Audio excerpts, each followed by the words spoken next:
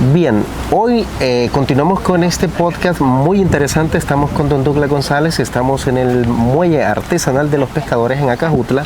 Cerca. Y quiero continuar con esta plática súper interesante, muy interesante. Les agradezco a todos ustedes que están pendientes de nuestros videos, les agradezco a todos los que comparten, a todos los que se suscriben, muchas gracias. Les invito para que ustedes continúen viendo este tipo de contenido que es de reseña histórica de nuestra gente acá en El Salvador, y en algún momento podemos salir fuera de nuestras fronteras patrias. Así es que, bien, hoy estoy con don Douglas González y quiero, don Douglas, que usted nos platique. Ya nos hizo una pequeña reseña del paso por el ejército, pero quisiera que usted nos hable.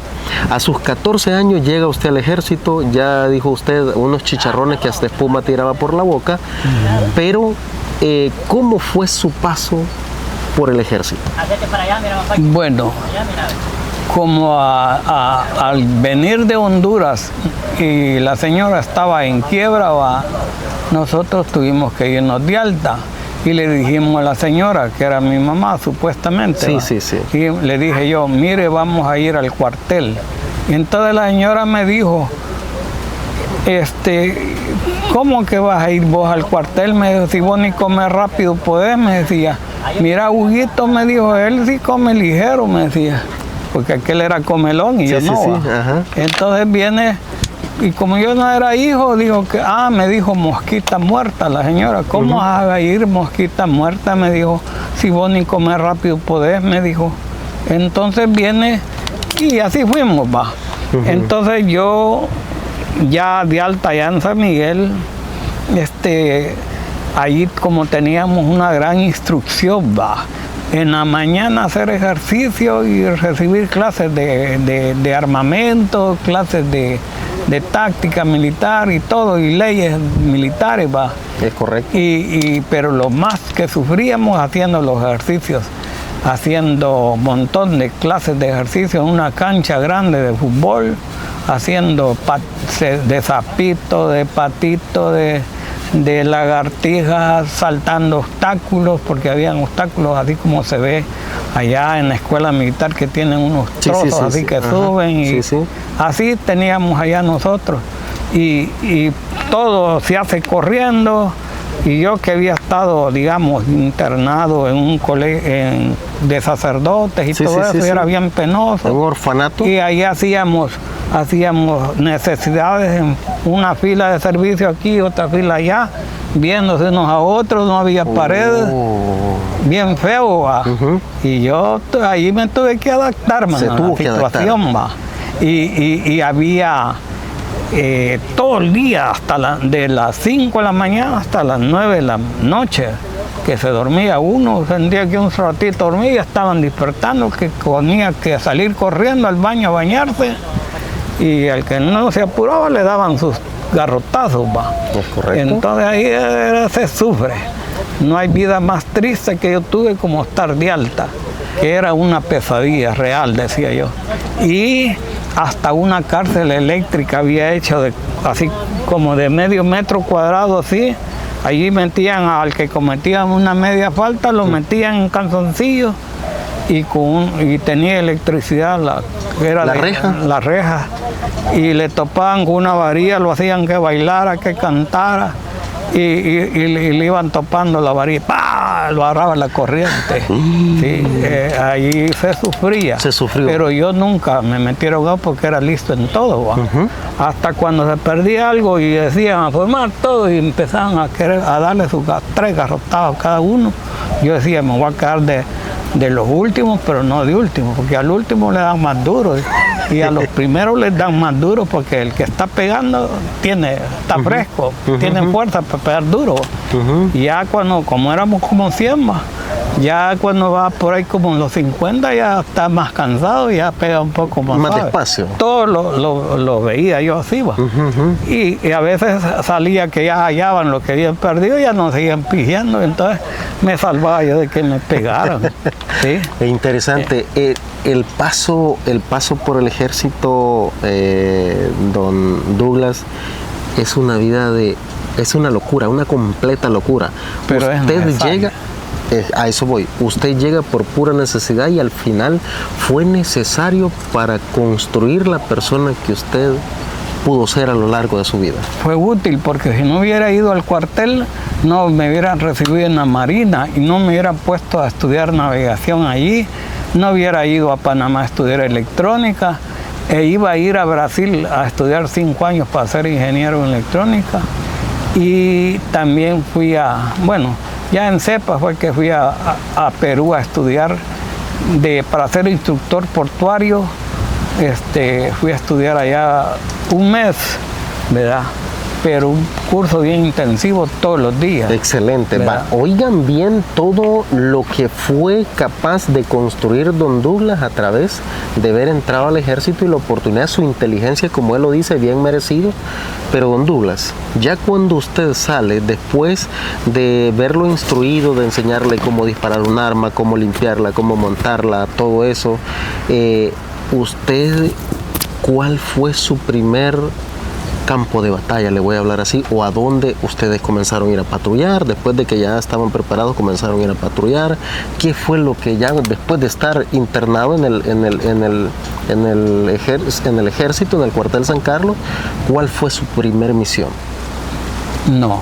¿O qué sigue después de ahí? Sí, como en ese tiempo yo no tuve, esa pregunta es para los que estuvieron de alta en el tiempo de la guerrilla. En el tiempo de la guerrilla. Yo estuve de alta en el tiempo de la guerra con Honduras. Con Honduras, ok. Entonces no tuvimos ninguna misión, a excepción de que un día, como cuando nosotros estábamos de alta en el cuartel de San Miguel, una compañía de armas pesadas, que es la que le da apoyo a las 3 compañías de fusileros, tuvieron que ir una sección de ametralladoras, como teníamos una sección como con 30 ametralladoras para ir a apoyar, porque se había puesto recio el combate en la frontera con Honduras, pero no fui yo, porque yo era de la sección de morteros 81 milímetros, entonces no fue la sección, fueron de ametralladoras. Okay. Entonces, de allí quiero ver. ¿Cuántos años pasó usted ahí en el ejército? Año y medio. El tiempo necesario, el reglamentario que había en ese tiempo, y que fui cabo. Y de ahí que pasé, como dije antes, a la Fuerza Aérea solo 1 mes, y de la Fuerza Aérea pasé a la Marina Nacional, 7 años estuve ahí donde estudié bachillerato en navegación y pesca, fui a Panamá, fui a Estados Unidos a traer un barco y iba a ir a Brasil a estudiar ingeniería electrónica, pero no fui porque se pudo. Me pasé. Entonces, bien, entonces hagamos una pausa. Viene usted del cuartel San Carlos, ¿se va para la Fuerza Aérea? No, para el cuartel de San Miguel, la 3ª zona militar. La tercera, ¿qué hace en la 3ª zona militar usted? Ahí fue que fui cabo de la compañía. ¿Cómo logra ser cabo de la compañía usted? Bueno, como allí en todo sobresalía yo, pero decían que yo era el más inteligente de todo el batallón. Tanto cuando yo de esa compañía iba a otra compañía de fusileros, los subsargentos, yo que era cabo, los subsargentos se me cuadraban y me pedían permiso para hablarme, porque así es la disciplina militar. Sí. Pero yo decía, ¿y por qué ustedes se me cuadran? Yo soy cabo, soy inferior que ustedes. Yo soy el que debo cuadrármeles y pedirles permiso de hablarles. Entonces, no, es que a ustedes lo admiramos, hacen demasiado ejercicio jodidos con el armamento pesado. Entonces nos admiraban los demás soldados. Sí, y se me cuadraban y me tenían respeto a mí. Tanto que un día, les voy a contar una pasadita del mismo cuartel. Excelente. Salimos como 10 soldados y yo era cabo a pasear a San Miguel, y andábamos viendo a las mujeres de los salones. Uy, qué bendición. Ahí andábamos por ahí en la zona. Entonces, y dice, un soldado me fue a contar que como yo iba adelante del grupo, un poco adelante, les dijo a los demás de atrás, y ese cabito que va adelante, que tenía como 14 años, y era cabo, yo los mandaba ahí. Y ese cabito los manda a ustedes semejante hombronazo, porque todos eran altos. Sí. Entonces dice que un soldado le dijo a la mujer, no jodas, le dijo, ese cabito es el más inteligente de todo el batallón de San Miguel, le digo.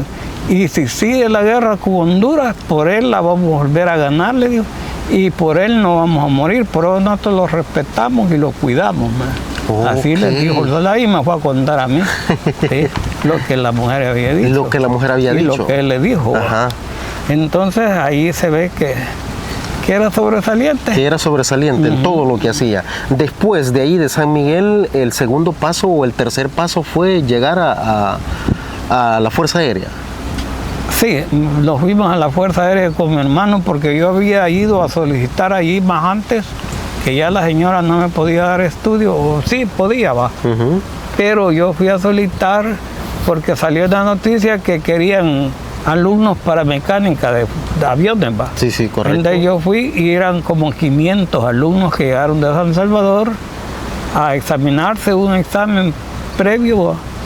Y tenían que quedar solo 40, que eran los que necesitaban. Los que necesitaban. De 540, y yo quedé entre los 40, pero como yo no era hijo de la señora no me pudo comprar, o no quiso, 12 camisetas blancas, zapatos tenis, zapatos de fútbol, un montón de cosas, ¿va?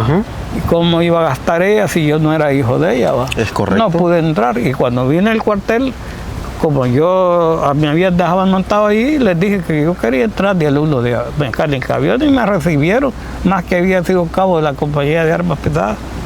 Con más razón me recibieron. Y al otro hermano, que también fue conmigo, ni había ido a solicitar, ni había ascendido, él también lo recibieron. Pero como al mes, él decía que muy poquita comida nos daban, que él no se llenaba, vámonos por la marina. Y como, vámonos, pues nos fuimos. Y en la marina a él no lo recibieron porque él no fue cabo. Yo fui cabo, me recibieron, me mandaban para Acajutla. Entonces él no lo recibió, pero el hermano le consiguió, con el que yo practicaba lucha libre, le consiguió trabajo en la ADOC. En la ADOC. Trabajó 17 años ahí él. En la ADOC. Sí, en la ADOC, allí.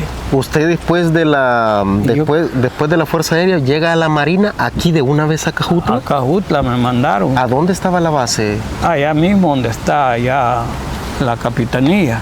Eran unos 30 marinos nada más. Y cuidábamos a ametralladoras en el tanque La Anda por ahí, en la cepa, en el muelle de la cepa, y en la mate por ahí por la siempre cepa, allá por la raza, había unas que le decían cementera, por ahí teníamos un puesto de ametralladoras antiaéreas de 3 cañones así, con unos tambores así, que tiran balas como este porte, antiaéreas, ahí las cuidamos, y otras ametralladoras, teníamos 2 ametralladoras, una de mano así, .50, y ahí rotábamos todo el año, pasamos y en la noche iba yo a estudiar, me daban permiso. Así fue como la misma Marina me mandó por la Unión a estudiar bachillerato. Ahí estudiábamos 24 materias, todo el día, clase. ¿En la Unión? En la Unión, bachillerato en pesca, porque el gobierno, en el tiempo los militares estaban poniendo que iban a traer barcos atuneros para pesca de atún. Y por eso habían puesto de bachillerato. Y entonces, porque íbamos a ser capitanes de los barcos atuneros. Entonces, teníamos profesores canadienses y profesores salvadoreños. Ahí estudiábamos mecánica general, o sea, de obre banco, a soldar, a tornear, a todo eso. Y mecánica automotriz, estudiábamos electrónica, estudiábamos electricidad, estudiábamos todas las materias académicas, artes de pesca, teníamos un ingeniero canadiense en construcción naval. Yo puedo hacer barcos, ¿sí? Pero no hay cómo trabajar aquí, no hay eso. Sí. Navegación. Yo puedo llevar un barco aquí, a cualquier parte del mundo. Sí, y he ido a 3 barcos o a dejar barcos. Excelente. Pero pequeños, pesqueros, pero hay que conocer, si no acá trabaja en las piedras uno. Sí, excelente. Si no sabe navegación. Bien, llega a la Marina, ¿cuánto tiempo usted estuvo en la Marina? 7 años estuve 7 ahí. años. En esos 7 años, don Douglas, ¿pasó algo irrelevante? Tanta cosa. Por ejemplo, a mí me mandaron al terminar el bachillerato, me mandaron en un fin de año a cuidar la isla de Meanguera, que es la isla más grande del Golfo, que es de El Salvador, va. Correcto. Me mandaron a estar un mes en esa isla porque decían que los hondureños se querían ir a adueñar de la isla, como se adueñaron de la isla Conejo. Ajá. Sí, se querían adueñar de esa isla, que es la más grande, y hay cerros y todo ahí en esa isla, y yo me tocó ir con 10 marinos, al mando de 10 marinos, porque a mí me tenían fe de que sabía pelear porque había estado en una compañía de armas pesadas de San Miguel, va. Entonces me mandaron a cuidar, a esperar a los hondureños para pelear contra ellos. Pero gracias a Dios que no llegaron. No llegó. Pero yo ahí estaba para eso. Y no llegaron. ¿Cuánto tiempo estuvo en esa isla de Meanguera Ahí usted? estuve destacado un mes, pero después mandaron relevos. Otro mes y otro mes. ¿De aquí los trasladaron para Meanguera? Para la isla Meanguera. Meanguera del Golfo le llaman. Entonces estuve en eso. Ya los hondureños ya del tiempo se querían adueñar de islas del Salvador. Y siempre le han querido quitar tierra al Salvador, a pesar que es como 6 veces más grande que El Salvador. Sí, sí, realmente. Yo recién acabo de ir a Honduras. Es grandísimo, es hermoso. Muchos hondureños también se quejan por esa guerra que hubo. Y lo que usted hablaba, los salvadoreños, ese punto no me lo dijeron a mí, que los salvadoreños ya estaban hasta comprando tierras, trabajando, pero a mí me dicen, miren, aquí venían los salvadoreños y trabajaban tanta cosa que era increíble. El salvadoreño comenzó a ser productivo aquí después de esa guerra. Aquí todo se echó a perder porque yo estuve en tela. Cuando todo eso se echa a perder, me dice, la producción y el motor económico que era de tela se fue para abajo. Entonces, bien, continuamos nosotros acá con don Douglas. Nos ha hecho reseña de todo lo que ha venido pasando. Algunos podrían preguntarnos, pero hablando de la guerrilla, pero hablando de esto, no, ya fue claro en decir que él no estuvo. Bueno, la guerra entre la guerrilla y el ejército, ¿en qué año fue? Mire, después que fue la guerra de Honduras, que se vinieron salvadoreños, a los años, como todo el tiempo, siempre ha habido un país, un partido comunista que ha querido gobernar el país, Sí. Al fin de tanto, como nunca ganaban, porque El Salvador nunca ha querido ser comunista, el pueblo, Sí. Entonces, nunca ganaban, tuvieron que ir formando la guerrilla, Y entonces la guerrilla se puso fregada o agarró fuerza por ahí antes del 80. Un año antes del 80 ya empezaban a matar guardias. En el 79, 77, por eso. el fusil, 79, 77. Por ahí así va. Sí. Entonces ya entonces antes gobernaban los militares. Entonces el país iba progresando, decían, porque yo estaba en 5º grado cuando iba a una escuela Alfredo Espino en Ahuechapán a estudiar fuera del internado, me mandaban y el profesor decía que El Salvador era el país más industrializado de Centroamérica y que iba creciendo a pasos agigantados, decían. Y entonces ya aquí en El Salvador hacían ferias internacionales cada 2 años. El Salvador quería que cada 2 años se hiciera una feria internacional en Guatemala, en Honduras, en Costa Rica, en Nicaragua, pero no pudieron, los países, solo El Salvador la hacía. Aquí tuvieron que hacerla porque El Salvador era avanzado y venían de otros países a poner sus inventos, a poner sus avances. Sí, sus avances tecnológicos. Así como Alemania, Estados Unidos, Inglaterra, todos los países venían. El Salvador iba para arriba, ¿verdad? Avanzando. Hasta allá hacían carros, empezaban a hacer carros, el Cherito y otros. Había ensambladora de buses que los hacía en Santa Tecla. La marca era Dicasa, todavía se ven buses parecidos, pero a ver si serán de la misma empresa, de la misma ensambladora. O ya no existe. Entonces, y ya decían que iban a poner una ensambladora de helicópteros en Ilopango. En Ilopango. Sí, y decía la CEL que en el 2000 ya iba a haber una planta nuclear. Y ya están sacando que Bukele quiere poner una planta nuclear. Eso ya era viejo de que iban a poner una planta nuclear aquí. Es cierto. y ya iban a haber barcos atuneros y habían 4 barcos mercantes salvadoreños. Uno de ellos se llamaba Ana, el otro el Carmen. De ahí los otros 2 no los conocí. Excelente. Aquí vinieron al muelle de Cajutla, eran salvadoreños. Somoza en Nicaragua tenía barcos. Atuneros. No, barcos mercantes. Mercantes. Sí, que venían y atracaban aquí, porque yo los atracaba, porque yo era piloto. Sí. Don Douglas, Ajá. ¿usted cree que la guerra influyó el retroceso del país y el sucumbirnos país está en atrasado. todo lo que ahora vivimos? Estamos súper atrasados. Hoy dicen que antes no servía el sabor, pero ese es en el tiempo de la guerrilla. Sí, no, sí, en sí. el tiempo de la Mara. Sí, sí, sí. Y entonces estaba en el tiempo famoso del sabor, era del 50 al 60. Lo más fuerte que el sabor estaba avanzando. Después vino la guerra con Honduras, ya hubo gasto ahí, va. Después vino después de un tiempo que no recuerdo qué tiempo, si un año, medio año, salió la guerrilla.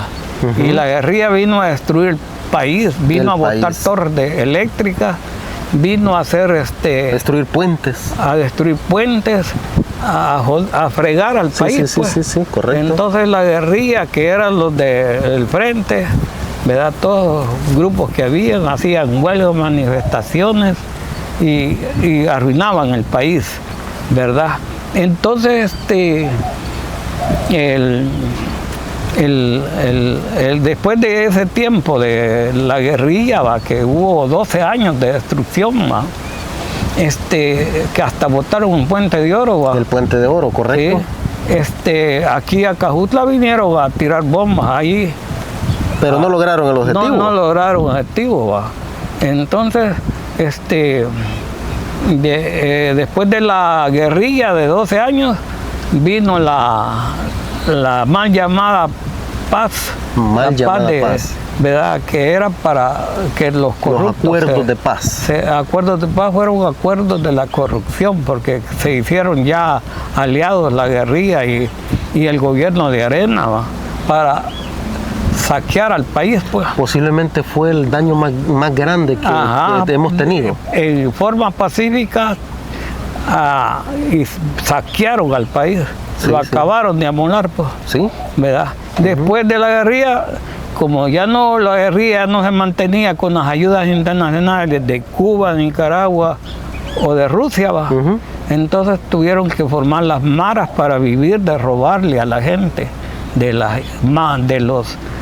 renta y todo eso. Y de los asesinatos secuestros y todo eso. Y toda la historia que ustedes ya conocen. Esos de la Mara hacían lo mismo que hacían la guerrilla y más. Pero la Mara solo atacó al pueblo. En cambio la guerrilla atacaba a los militares. A los militares. ¿Verdad? Entonces también de vez en cuando a los civiles, Entonces por eso es que el militar no sabía si había civiles así, un pueblo, si era enemigo o no era enemigo. Si los mataba ya quedaba que había cometido una masacre. Una masacre. Y tal vez ahí estaban los guerrilleros. Pues correcto. ¿Sí? Posiblemente por ejemplo, el mozote, los culpables del mozote no es coronel Monterrosa, el culpable es el PC, el Frente. El Frente. El FML. ¿Sí? Ellos son culpables, porque por ellos ahí sale un video de que Monterrosa le está hablando al pueblo que es una injusticia estar peleando y todo eso. Pero allí no se miran gente jóvenes, muchachos. Los muchachos eran guerrilleros, no estaban allí. Allí solo había mujeres, viejitos y viejas. Eso quiere decir que los guerrilleros, la gente joven, andaban en las montañas. Posiblemente en montaña. Ausentes allí, no estaban allí. Entonces eso quiere decir que eran guerrilleros, porque eran familiares de los guerrilleros. Y ya después dice, el ejército cometió la gran masacre. La que le cometió fue la guerrilla, que fue el que hizo la guerra.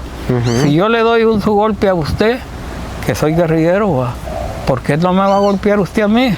Y si hay 3 aquí y de repente le da su golpe y no sabe quién de los 3, usted enojado puede matarlos a los 3, pues, porque uno de ellos lo ha golpeado. Uno de ellos lo ha golpeado. Así pasó con la guerrilla. Ellos hacían el mal y se confundían con los demás. Es y posible. el ejército, ¿cómo iba a hacer? Pues para adivinar quién había matado a algunos de ellos. Pues, tenía que atacarlos. Hubieron a todos. demasiados daños colaterales y demasiado retroceso entre la guerra y tantas situaciones que pasaron en el país, pero poco a poco este país tercermundista tiene que ir saliendo adelante. Señores, gracias por haber llegado hasta el final de este video. Les invito para que se suscriban y continuamos con las anécdotas o este podcast tan interesante con don Douglas González.